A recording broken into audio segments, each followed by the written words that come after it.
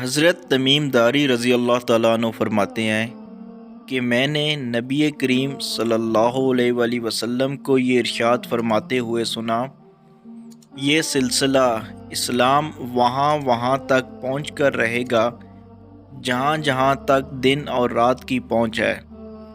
اللہ تعالیٰ نہ کوئی پکا گھر چھوڑے گا اور نہ کچا مکان جہاں وہ اس دین کو داخل نہ کر دے۔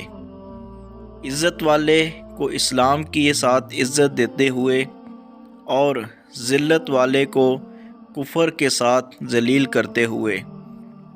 سنن کبریٰ للبیہقی۔ اور حقیقت یہی ہے کہ اگر دین اسلام ہم سب لوگوں کی زندگی میں اور ہم سب لوگوں کے گھر میں داخل ہو جائے تو ہم سب سکون سے بھی رہ لیں گے۔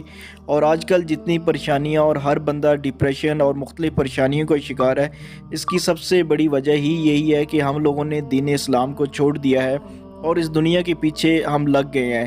جو انسان بھی اس دنیا کے پیچھے لگتا ہے تو اس کی خواہشات بڑھتی چلی جاتی ہیں، اس کی زندگی میں کبھی بھی سکون نہیں آ سکتا۔